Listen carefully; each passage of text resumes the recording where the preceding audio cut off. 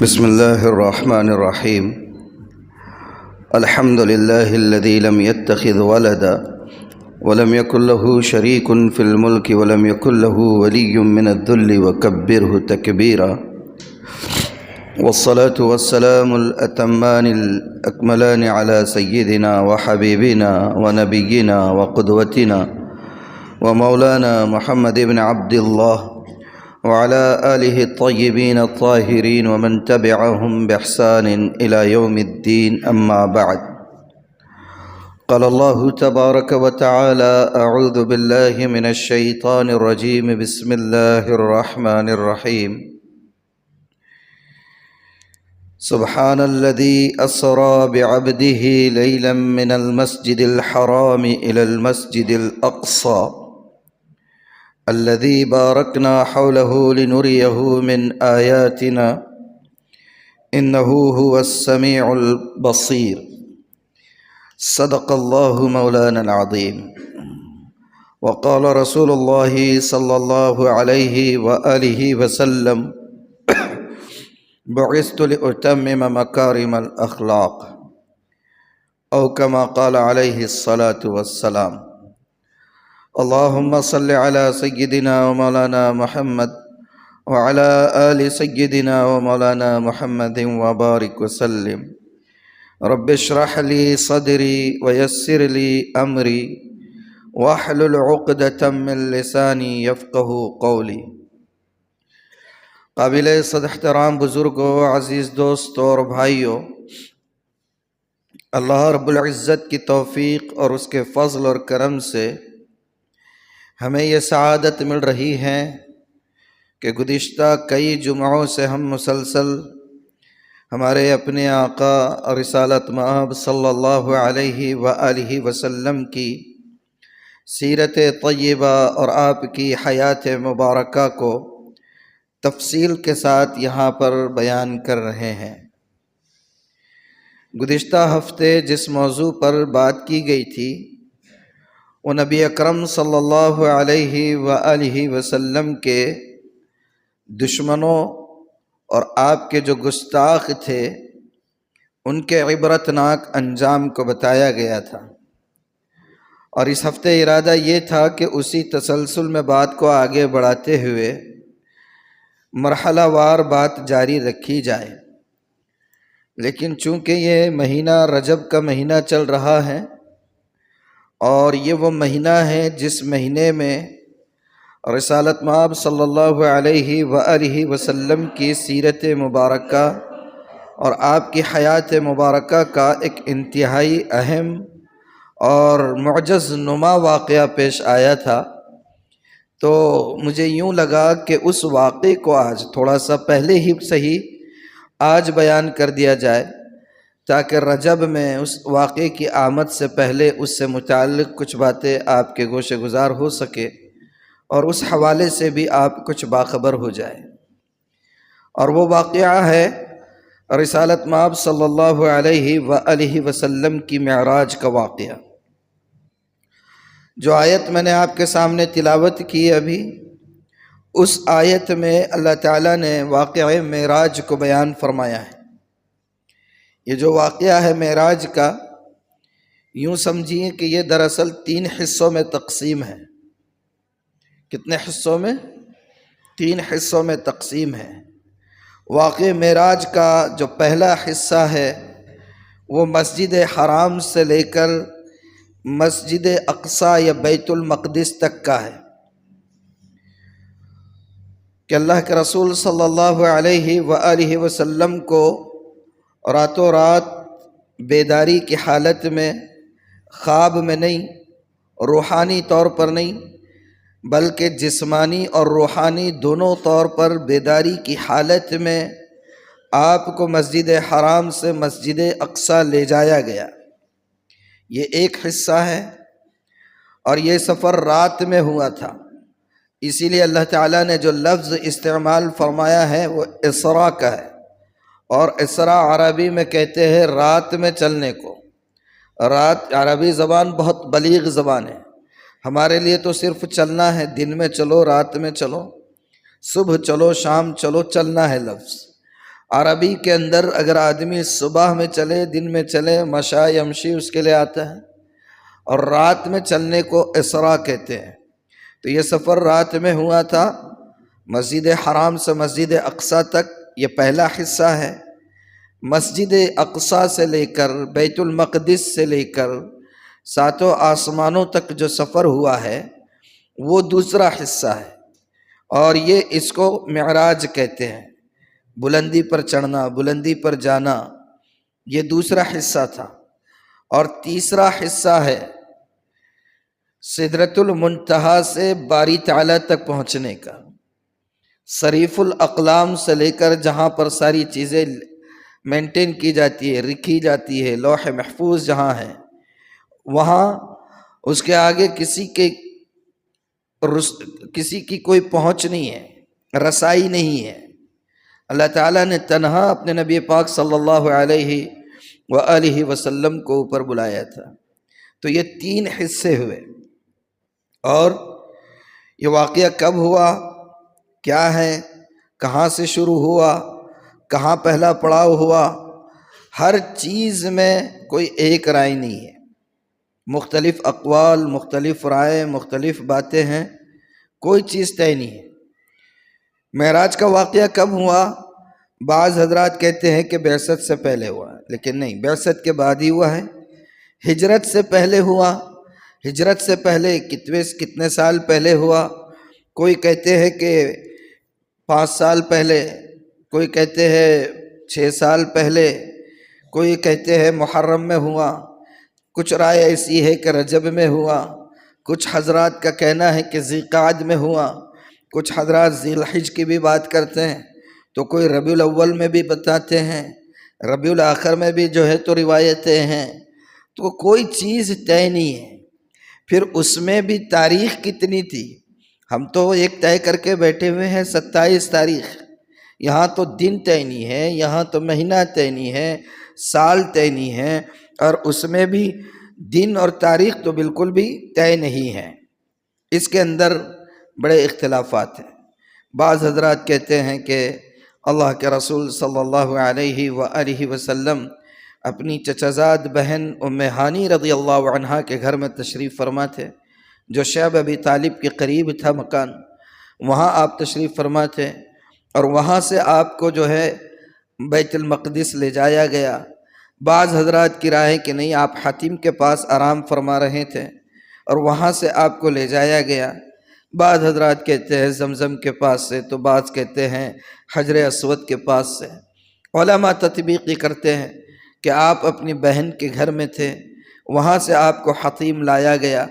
حتیم، حجر اسود اور خانہ کعبہ یہ ایک ہی جگہ ہیں سب۔ آپ کو ام ہانی کے گھر سے یہاں لایا گیا، اور پھر یہاں سے آپ کو جو ہے بیت المقدس لے جایا گیا، بالکل بیداری کے عالم میں، جسم اور روح اور شعور کے ساتھ۔ بعض ہمارے دانشور حضرات ہیں جن کو قوم مانتی بھی ہیں، انہوں نے اپنی بعض کتابوں میں ایسی باتیں لکھی ہے کہ معراج جو ہے وہ خواب میں ہوا تھا۔ خواب میں ہوتا تو ہنگامہ کرنے کی کیا ضرورت تھی؟ مشرکین نے کتنا ہنگامہ کیا تھا، وہ تو ایسے بلیوں اچھل رہے تھے، ناچ رہے تھے، جیسے ان کو لگ رہا تھا کہ اب تو کچھ ملا ہاتھ میں اس نبی کو جو ہے جھوٹا ثابت کرنے کے لیے۔ ایسے کیسے ممکن ہے؟ جہاز تو تھے نہیں جب، ایسے کیسے ممکن ہے کہ راتوں رات بندہ مسجد حرام سے نکل بھی جائے، فلسطین پہنچ جائے، اور پھر وہاں سے آسمانوں پر بھی چلا جائے، جنت بھی دیکھ لے، دوزخ بھی دیکھ لے، نبیوں سے ملاقاتیں بھی ہو رہی ہیں، نماز بھی ہو رہی ہے، تحفے بھی مل رہے ہیں، قرب بھی نصیب ہو رہا ہے، اور پھر آ کر صبح سے پہلے موجود ہیں؟ تو ایک بہت بڑا ان کو ایسا لگ رہا تھا کہ ہتھیار ہاتھ میں آ گیا، تو پورے مکہ کی فضا کو انہوں نے گرما دیے تھے۔ دوڑتے پھر رہے تھے ایسے افراد کے پاس جو اللہ کے رسول کو نبی تسلیم کرتے تھے، گویا وہ اس لیے دوڑ رہے تھے کہ ان کے دماغوں کو اپیل کرنا چاہتے تھے، دیکھو تم کس کو مان رہے، یہ بھی کوئی چیز ہے، یقین کرنے کی چیز ہے، یہ انداز تھا ان کا۔ تو اگر خواب میں یہ بات ہوتی تو کوئی بے وقوفی ایسا ناچے گا؟ کوئی بے وقوفی ایسا ناچے گا؟ بھئی خواب میں تو کچھ بھی ہو سکتا ہے، خواب میں تو ابھی وہ ٹرمپ نے جو ہے قسم لیا ہے، خواب میں اس کی جگہ آپ اور ہم قسم لے سکتے ہیں امریکہ کے پریزیڈنٹ بننے کی؟ ہاں، آئے سولملی افیئر، اور اس کے بعد شروع کر دینے کا اپنا نام لے کے کہ میں امریکہ کا پریزیڈنٹ بن رہا ہوں. کون روکنے والا ہے؟ اور روکنے والا ہے کیا کوئی؟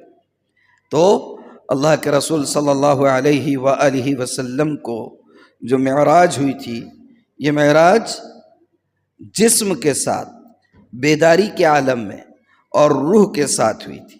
تو یہ ایک حقیقت ہے اور بالکل صحیح روایتوں سے ثابت ہے. اصل چیز دیکھیے کیا ہے، قرآن کبھی بھی حکمت پر بات کرتا ہے، قرآن مقصد کو پیش نظر رکھتا ہے. قرآن نے ایک واقعے کی طرف اشارہ کر دیا، جزیات بیان نہیں کرتا ہے. یہ معراج کیا ہے؟ معراج کیا ہے؟ یہ اللہ کا بہت بڑا اپنے نبی کے لیے انعام ہے. ہمارے نبی کی اس میں فضیلت ہے، رفعت ہے، عظمت ہے. آپ کو مقام ملا، آپ کو رتبہ ملا، آپ کو قاب قوسین کے درجے تک اللہ تعالیٰ نے بلا دیا. کسی نبی کو یہ مقام نہیں ملا. سبحان اللہ، کیا پروٹوکول دیا گیا اللہ کے رسول صلی اللہ علیہ وسلم کو. پورا واقعہ تفصیل سے پڑھے، عقل حیران ہو جاتی ہے. اتنا پروٹوکول دیا گیا. وَرَفَعْنَا لَكَ ذِكْرَكَ، کہ ہم نے آپ کے مقام و مرتبے کو بلند کر دیا. کسی ملک کا پریسیڈنٹ، اور اگر مان لیجیے کہ سپر پاور ملک کا پریسیڈنٹ اگر ہمارے یا کسی بھی ملک میں جا رہا ہوں، تو اس کے آنے سے مہینوں پہلے سے جو ہے اس کی تیاریاں ہوتی ہیں. پورا پروٹوکول اس کے لیے طے کیا جاتا ہے، اس کے راستے جو ہے طے کر دیے جاتے ہیں، سیکورٹی کا نظم طے کر دیا جاتا ہے، سواری طے کر دی جاتی ہے، ہر اس کو کیا گفٹ دینا ہے، کیا اعزاز دینا ہے، ساری چیزیں طے ہوتی ہے. معراج کے سفر پر سرسری غور کیجئے، یہ ساری چیزیں آپ کو نظر آئی. سواری کا نظم، لانے والے پروٹوکول کے طور پر افراد، تحفے، تحائف، قرب، اعزاز، اور جتنے ڈگنیٹریز ہیں، جتنے اعلیٰ عہدے کے اور اعلیٰ مقام کے جو لوگ ہیں، ان کے لیے صف بستہ کھڑے ہو گئے. کلاس 1، کلاس 2، کلاس 3 کے جتنے لوگ ہیں سب کھڑے ہو جاتے ہیں جیسے کوئی بڑا آ جائے. سوچیں آپ، یہ پورا پروٹوکول اللہ تعالیٰ نے معراج کے واقعے میں اپنے نبی کے لیے کیا ہے. سبحان اللہ. اب اس میں بھی اختلاف ہے. میں نے جیسے بتایا کہ کہاں سے شروع ہوا، جہاں سے بھی شروع ہوا. حکمت کیا ہے معراج کے سفر میں؟ حکمت کیا تھی؟ مجھے وہ روایتی بات ہی نہیں کرنا ہے، میں 2-3 باتیں ہی کرنا ہے. حکمت کیا تھی اس سفر کی؟ دیکھیے حکمت کیا ہے. عربی کی کہاوت ہے، میں اس کا مفہوم سنا دیتا ہوں کہ راحت کے بعد ہی مصیبت کے بعد ہی راحت ملا کرتی ہے. راحت کب ملتی ہے؟ مصیبت کے بعد. مقام کب ملتا ہے؟ منصب کب ملتا ہے؟ محنتوں کے بعد. اعزاز کب ملتا ہے؟ جد و جہد کے بعد، کاوش کے بعد. اللہ کے رسول صلی اللہ علیہ وآلہ وسلم کا جو مکی دور گزرا ہے، ذرا اس مکی دور کا ابتدائی دور تھا، غور کرے کیسا دور تھا. اللہ اکبر کبیر.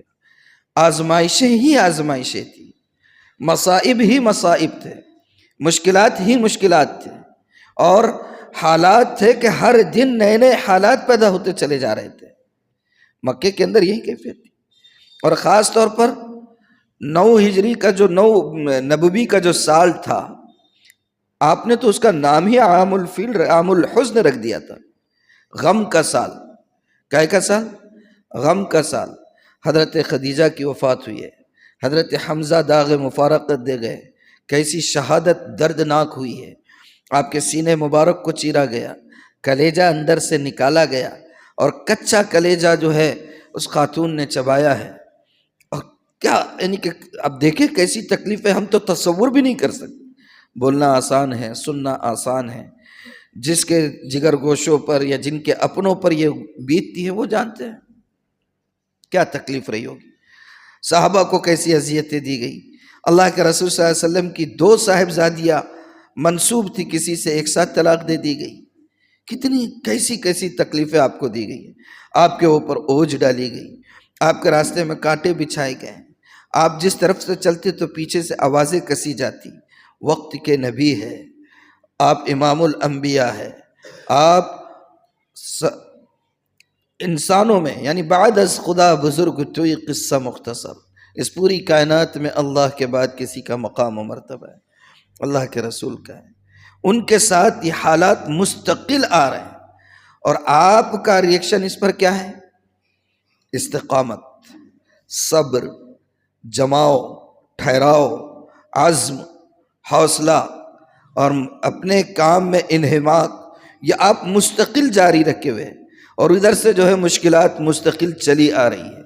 تو گویا اللہ نے یہ معراج کا جو سفر آپ کو کرایا ہے، یہ آپ کے دل غمگین کو تسلی دینے کا سامان کیا ہے۔ کیا کیا ہے؟ آپ کو تسلی دینے کا سامان کیا۔ اور کیسا سامان کیا اللہ نے؟ سبحان اللہ۔ اور تکلیفیں کیسی تھی؟ حدیث کے اندر الفاظ ہے، آپ نے فرمایا مصیبتیں سب کے اوپر آتی ہے، لیکن مجھ پر جو مصیبتیں آئی ہے، لو انہا صبت علی الایام سرن لیالیا، آپ نے فرمایا مجھ پر ایسی مصیبتیں آئی ہیں، اتنی تکلیفوں کے پہاڑ توڑے گئے ہیں کہ اگر وہ تکلیفیں میرے علاوہ کسی اور پر دن پر آ جاتے، دن کتنا روشن ہوتا ہے، سورج جب طلوع ہوتا ہے تو ہر چیز جو ہے روشن ہو جاتی ہے، واضح ہو جاتی ہے۔ تو آپ نے فرمایا کہ جتنی مصیبتیں مجھ پر آئی ہے، اگر وہ کسی دن پر آ جائے تو دن سیاہ رات میں تبدیل ہو جائے، اتنی تکلیفیں آپ کو پہنچی ہے۔ لیکن آپ نے استقامت کے ساتھ جو ہے استقامت کا مظاہرہ کیا، اللہ نے آپ کو وہ مقام بلند عطا فرمایا، معراج پر بلایا۔ کیا مقام دیا آپ کو؟ سبحان اللہ، سبحان اللہ۔ دیدار بھی مقصود تھا، معراج سے دیدار بھی مقصود تھا۔ جب محبت دو طرفہ ہو، محبت جب دو طرفہ ہو تو آتش شوق بڑھ جاتی ہے۔ مطلب سمجھ رہے ہیں؟ بات سمجھ میں آ رہی ہے نا؟ ہاں، محبت جب دو طرفہ ہو تو ملنے کا اشتیاق، دیدار، زیارت، اس کی فکر انسان کو لگ جاتی۔ اگر کسی سے محبت ہو، اس کو انسان نے نہ دیکھا ہو تو اشتیاق بڑھ جاتا ہے۔ اللہ کے رسول صلی اللہ علیہ وسلم کا اشتیاق کیسا تھا؟ وحی کا سلسلہ اگر ذرا سا منقطع ہو جاتا تو آپ بے چین ہو جایا کرتے تھے، آپ بے کلی ایک دم آپ کے ظاہر اعمال سے صاف نظر آتی تھی۔ یہ معراج جو آپ کو کرایا گیا تاکہ آپ کو یقین ہو جائے زیارت کے ذریعے سے، دیدار کی تمنا تھی، اللہ تعالیٰ نے بلایا اور آپ کو وہ دیدار کرایا ہے جو آپ کے علاوہ دنیا میں کسی کو نصیب نہیں ہوا۔ موسیٰ نے بھی کہا تھا کہ میں دیکھنا چاہتا ہوں، اللہ نے کہا نہیں دیکھ سکتے آپ۔ حالانکہ حضرت موسیٰ بڑے قوی مانے جاتے ہیں، اللہ نے کہا نہیں دیکھ سکتے آپ۔ انہوں نے جب یہ کہا تو اللہ نے کہا کہ اس درخت کے اوپر تجلی ڈالتے ہیں، پہاڑ کے اوپر ریزہ ریزہ ہو گیا پہاڑ، نہیں دیکھ سکے۔ موسیٰ علیہ السلام اس تجلی سے براہ راست دیدار نہیں، اللہ کی محض ایک تجلی کا ظہور ہوا، پہاڑ ریزہ ریزہ ہو گیا۔ وَخَرَّ مُوسَىٰ صَعِقًا، اور موسیٰ جو ہے اس چمک کی وجہ سے دور جا کر جو ہے تو بے ہوش ہو کر گر پڑے، نہیں تاب لا سکے۔ کس چیز کی؟ دیدار کی نہیں، صرف ایک تجلی کے دیدار کی۔ لیکن اللہ تعالیٰ نے ہمارے نبی پاک صلی اللہ علیہ وسلم کو اپنا دیدار کرایا ہے، سبحان اللہ۔ اور اس لیے بھی کرایا گیا ہے تاکہ لوگوں کو آپ کے مقام و مرتبے کا پتہ چل جائے کہ آپ کا مقام کیا ہے۔ یہ نہ سمجھے یہ لوگ جو کہتے تھے کہ ان کی تو ابھی نرینہ اولاد نہیں ہے، ان کا نام آگے زندہ رہنے والا نہیں ہے، کوئی ان کے آگے پیچھے نہیں ہے، اور یہ چند دن کی چاندنی ہے، پھر جو ہے تو پھر وہی ہمارا راج ہوگا، اس طریقے سے نہیں ہے۔ اللہ تعالیٰ چاہتے تھے کہ آپ کے دشمنوں کو اور لوگوں کو آپ کے اصل مقام اور مرتبے کا پتہ چل جائے۔ آپ کو معراج پر بلایا۔ جب کوئی بڑا آدمی کسی چھوٹے آدمی سے مان لیجئے محبت کرتا ہے یا اس کا اس سے تعلق ہوتا ہے تو لوگوں کو یقین کب آتا ہے؟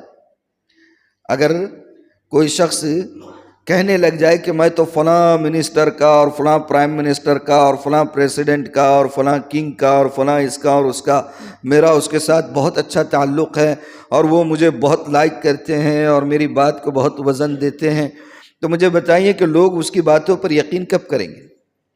کیا صرف اس کے کہنے پر یقین کر لیں گے؟ جب تک کہ اس کا کوئی ڈیمونسٹریشن، کوئی عملی مظاہرہ نہیں دیکھیں گے تب تک یقین نہیں آئے گا۔ لیکن اگر وہی بڑا اس شخص کو جو یہ دعویٰ کرتا ہے کہ فلاں صاحب مجھ سے محبت کرتے ہیں، اپنے گھر بلائے، اپنے دربار میں بلائے، اعزاز دے، مقام دے، عزت دے، اور پورے پروٹوکول کا نظم کرے، سواری کا نظم کرے، تحفے تحائف دے، تو دیکھنے والا کیا سمجھے گا؟ ارے واقعی بہت بڑی شخصیت ہے، ان کے تعلقات تو بہت وسیع ہیں، اور بڑی شخصیت سے ان کے مراسم ہیں، اور ان کی کچھ پہنچ ہے۔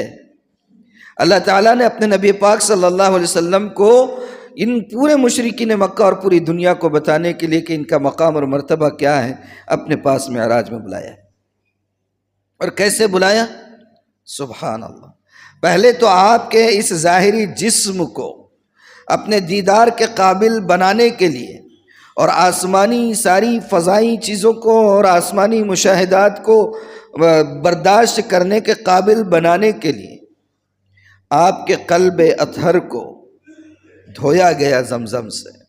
آپ کا اس وقت بھی شق صدر ہوا معراج کے وقت۔ مجھے یاد آ رہا ہے کہ میں نے جب سیرت کے موضوع پہ بات شروع کی تھی اور یہ تفصیل تذکرہ جب آیا تھا شق صدر کا، اللہ کے رسول صلی اللہ علیہ وسلم کا سینہ مبارک کب چاق کیا گیا، تو اس وقت میں نے یہ بھی موقع بتایا تھا کہ جب آپ معراج کے سفر پر جا رہے تھے اس وقت بھی اللہ کے رسول صلی اللہ علیہ وسلم کے سینہ مبارک کو چاک کر کے اس میں سے آپ کے دل کو نکال کر دل کے اندر حکمت اور علم کو بھر دیا گیا تھا۔ پہلے اس کو زمزم سے دھویا گیا، پھر حکمت اور علم سے بھرا گیا، اور پھر اللہ کے حکم سے حضرت جبرائیل علیہ السلام نے اس دل کو برابر اپنی جگہ رکھ کر اس کو جو ہے سینہ مبارک کو برابر کر دیا تھا۔ ہاں، دنیا بائی پاس سرجری کرتی ہیں تو اب یقین آ جاتا ہے ہر چیز ممکن، تو آپ کو اس کے قابل بنایا گیا کہ آپ برداشت کر سکے، دیدار کو متحقہ تحمل کر سکے۔ اور جب وہ مرحلہ ہو گیا تو آپ کو لے جایا گیا بیت المقدس تک۔ بیت المقدس میں دیکھیں یہاں پر اور ایک حکمت ہے، یہ بتانا چاہ رہے ہیں کہ اب جو ہے پوری دنیا کی امامت، قیادت، سیادت، سربراہی مذہبی بھی اور سیاسی بھی ہونی چاہیے، مگر یہ ہے کہ اب اس آخری نبی اور اس کی امت کو ہونی چاہیے۔ اور سب جتنے بھی گزشتہ امتیں تھیں، قومیں تھیں، ان کے جو پیغمبر تھے، سب کو اللہ تعالیٰ نے وہاں پر جمع کر دیا۔ دیکھیں میں نے کہا نا کسی کو جیسے پروٹوکول ہوتا ہے، ایک کلاس کے جتنے بھی ہیں سارے انبیاء آپ کے مسجد اقصیٰ میں پہنچنے سے پہلے حاضر تھے۔ آدم علیہ السلام سے لے کر عیسیٰ علیہ السلام تک اللہ تعالیٰ نے جتنے پیغمبر مبعوث کیے تھے، اب تعداد تو اللہ زیادہ بہتر جانتا ہے، علماء لکھتے کہ 1,24,000 پیغمبر وہاں پر اس وقت مسجد میں موجود تھے۔ اور جب آپ تشریف لائیں تو نماز کے لیے صف میں کھڑے ہوئے تھے اور سب آپ کا انتظار کر رہے تھے، اور جب آپ تشریف لائیں تو آپ کو امامت کے لیے آگے بڑھایا گیا۔ ہاں، ابو الانبیاء بھی ہیں ان میں۔ کون ہے ابو الانبیاء؟ حضرت ابراہیم علیہ السلام بھی ہے، اور سابقہ شریعتوں کے رسول بھی ہے، موسیٰ بھی ہے، عیسیٰ بھی ہے، داؤد بھی ہے علیہم السلام علی نبینا الصلوات والتسلیمات، سب موجود ہیں، اور ان سب کی موجودگی میں آپ کی امامت کرائی گئی۔ گویا یہ اعلان کر دیا گیا کہ اب صبح قیامت تک اس زمین کے اوپر اگر کسی کی سیادت چلے گی یا قیادت چلے گی یا کوئی شریعت چلے گی اور کوئی دین چلے گا تو وہ دین ہوگا جو اس نبی کے ذریعے سے دیا جائے گا، وہ شریعت چلے گی جو اس نبی کے ذریعے سے انسانوں کو ملے گی۔ اب اس سے ہٹ کر کوئی کسی اور شریعت پر قائم چلتا رہے گا، چاہے وہ ماضی میں گزشتہ پیغمبروں کے ماننے والے رہے ہو، لیکن اس نبی کو چھوڑ کر اگر ماننے کے لیے کوشش کرو گے تو کامیاب نہیں ہوگے۔ یہ حکمت ہے معراج کی، اس سفر کی۔ بتا دیا گیا کہ قیادت اب ہمیشہ کے لیے اس آخری نبی کی ہے، اور پھر آپ کو لے جایا گیا، اور میں نے کہا کہ جیسے تحفے تحائف دیے جاتے ہیں اللہ کے رسول صلی اللہ علیہ وسلم، اب وہ پوری تفصیلات ہیں، پہلے آسمان پر کون ملے، دوسرے آسمان پر کون ملے، یہ ہم عموماً بیان کیے جاتے ہیں، میں اس پر بات نہیں کروں گا۔ گئے آپ ایک مقام تک پہنچ کر حضرت جبرائیل علیہ السلام نے بھی جواب دے دیا، کہا کہ نہیں، اب آگے میں نہیں آ سکتا ہوں، آگے میں نہیں آ سکتا ہوں، یہاں سے آگے اگر میں نے ایک قدم بھی آگے بڑھایا تو جل کر خاک ہو جاؤں۔ اور وہ مقام تھا سدرۃ المنتہا۔ بعد از خدا بزرگ توئی قصہ مختصر، لا يمكن الثناء كما كان حقه۔ آپ کی تعریف کا، آپ کے مقام بلند کا، آپ کے ذکر جمیل کا، آپ کے رتبہ بلند کا، آپ کے اعزاز کا، آپ کی رفعت کا، آپ کی عظمت کا کوئی بیان مکمل طور پر کر ہی نہیں سکتا ہے۔ لا يمكن الثناء كما كان حقه۔ اللہ کے بعد صرف آپ کا مقام ہے۔ بعد از خدا بزرگ توئی قصہ مختصر، سدرۃ المنتہا پر حضرت جبرائیل ہٹ گئے اور اللہ کے رسول صلی اللہ علیہ وسلم کو اللہ تعالیٰ نے اپنے قریب بلایا۔ قرآن کے جو الفاظ قاب قوسین او ادنا، کہ کمان اور تیر جیسے ہوتا ہے، بالکل اتنے فاصلے سے اللہ کا دیدار نصیب ہوا ہے۔ سبحان اللہ۔ اور اللہ نے اپنے محبوب کو بلایا تو خالی ہاتھ نہیں بھیجا، وہ تحفہ دیا ہے جس تحفے نے امت کو بھی ایک معراج عطا کر دی، امت کو بھی مقام بلند حاصل کرنے کا ذریعہ دے دیا۔ کون سا تحفہ ملا معراج میں؟ نماز کا تحفہ ملا۔ یعنی جب کوئی بڑا آتا ہے یا کوئی بڑا کوئی چیز دیتا ہے تو وہ چیز انتہائی اہم ہوتی ہے، تبھی تو اس کو دیا جاتا ہے۔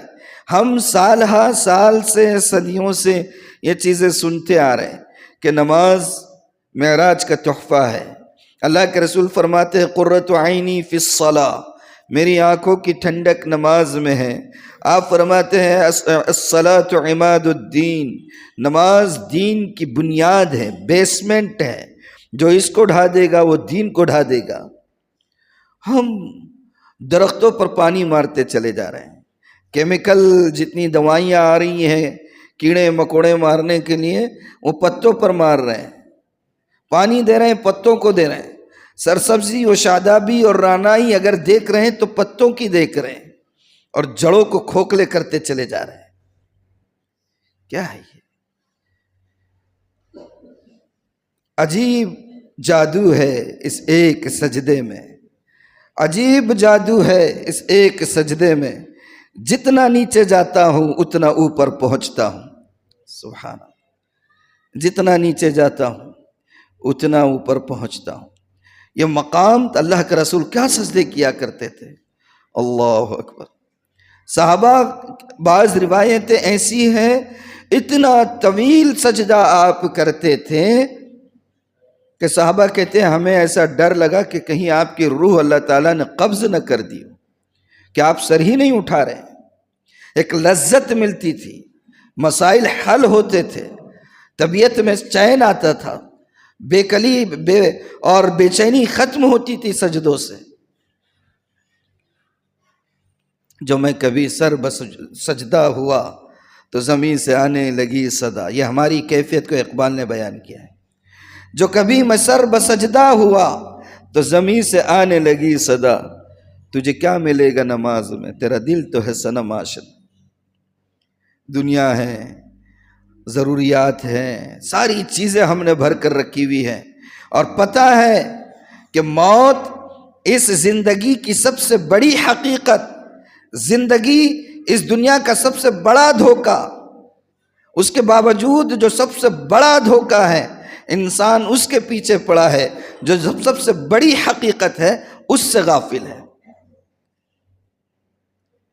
کیا ہے؟ حضرت عمر نے اپنے زمانے میں اپنے گورنروں کو ایک آرڈیننس پاس کیا تھا، اور اس میں لکھا تھا کہ تمہارے جتنے خلافت کے امور ہیں، بہت سے کام تم کرتے ہو، نماز، بہت سے کام کرتے ہو تم، حج کے فرائض ہے، زکوٰۃ وصول کرتے ہو، زکوٰۃ وصول کرے تو اس کو غریبوں میں دینا ہے، لوگوں کے نزاعات اختلافات کو ختم کرنا ہے، کہیں وفود بھیجنا ہے، تبلیغی وفود بھیجنا ہے، جہاد کے لیے وفود بھیجنا ہے، سب کام تم کرتے، سب صحیح، سب مجھے قبول، مگر تمہارے تمام معاملات میں سب سے اہم کام اور فرسٹ پریورٹی اگر کسی کام کو ہونی چاہیے تو حضرت عمر نے لکھا تھا کہ تمہاری نمازوں کے اوپر تمہاری ترجیحات ہونی چاہیے۔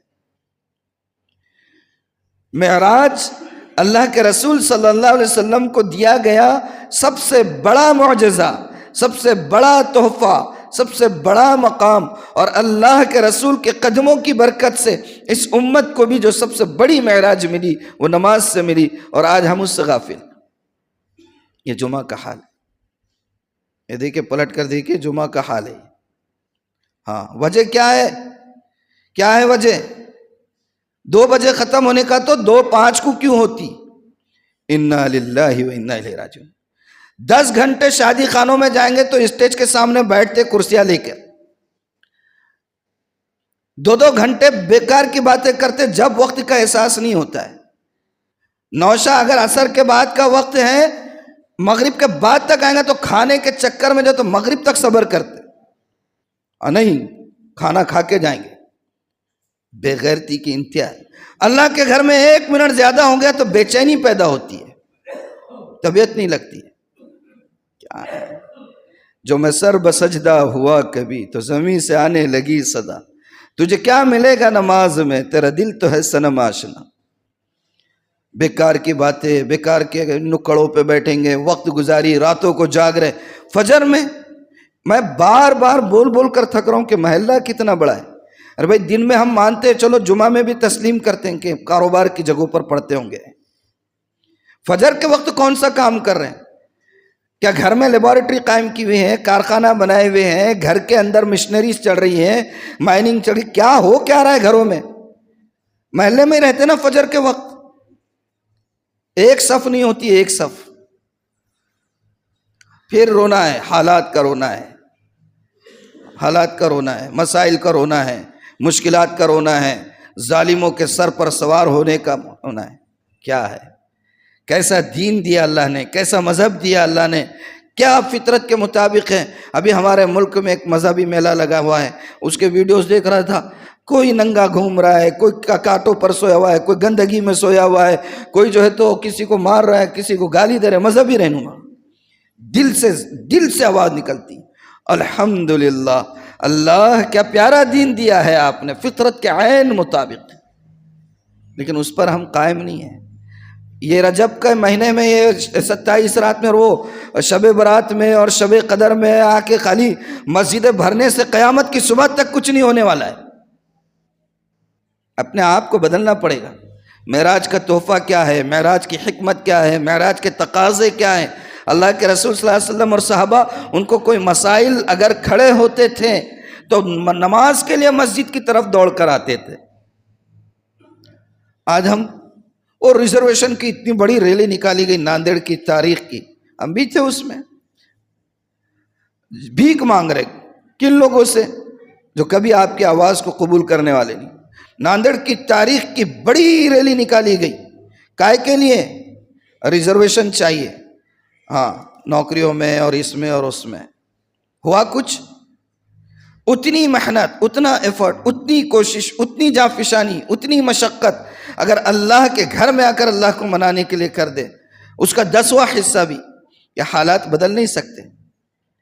صحابہ کے پاس کون سی ٹیکنالوجی تھی، کون سے جو ہے تو میزائل تھے اور کون سی ساری چیزیں تھی، لیکن اللہ نے کیا عزت دیا؟ جو کچھ نہ تھے اوروں کے ہادی بن گئے۔ اللہ نے ایک کنجی دی ہوئی ہے کامیابی کی، اللہ نے ضمانت دی ہے کامیابی کی۔ معراج میں تحفہ دیا اللہ نے اپنے نبی پاک صلی اللہ علیہ وسلم کو، اور وہی ایک تحفہ ہے جس کے ذریعے سے ہم کامیابی حاصل کر سکتے، مگر ہم غافل ہیں اس سے، ہم غافل ہیں اس سے۔ نمازوں کا اہتمام، میں تو ہاتھ جوڑتا ہوں بھائی اللہ کے واسطے، فجر میں آیا کرو، نہیں بیٹھنا ہے تفسیر میں مت بیٹھو بھائی، ہم زبردستی نہیں کرتے آپ کو، نماز کو تو آؤ اللہ کے بندو۔ نماز کے لیے جو اطراف کے لوگ ہیں، فجر کی صف میں ہر گھر میں 2 3 3 4 4 مرد ہوتے ہی نہیں ہیں، اور 7 سال کے اوپر کے بچے ہوتے ہی نہیں ہیں، مگر فجر میں غائب ہیں۔ جاگو خدا کے لیے۔ یہ رجب کا مہینہ ہے، سیرت کے عنوان پر بات چل رہی ہے، میں نے اپنے تسلسل کو جو مرحلہ وار چل رہی ہے اس کو تھوڑا پہلے لے لیا کہ ختم ہونے سے پہلے خدا کے واسطے مجھے بھیک دے دیجئے، فجر کی نماز کی صفوں میں تعداد کو بڑھائیے۔ نہیں، مجھے کوئی شوق نہیں ہے کہ میرے بیان میں مسجد کھچا کھچ بھر جائے، کسی ایک کے دل میں بھی بات چلی جائے میں کامیاب ہوں الحمدللہ، لیکن نمازوں پر تو آؤ، تفسیر میں مت بیٹھو، نماز میں آؤ، اللہ سے مانگو، رزق کے دروازے کھلتے، کامیابیوں کا وقت ہے، اس وقت کریں گے انشاءاللہ۔ اللہ کے رسول صلی اللہ علیہ وسلم کی جن چیزوں میں بہت سی باتیں ایک ساتھ نہیں کر سکتا ہوں، دل کا درد بھی کتنی بار نکال کر رکھوں، ایسے سمجھ لو عاجز آپ سے بھیک مانگ رہا ہے۔ بڑھاؤ تعداد، فجر میں بڑھاؤ خدا کے لیے۔ اللہ تعالی عمل کی توفیق عطا فرمائے۔ وآخر دعوانا الحمدللہ رب العالمین۔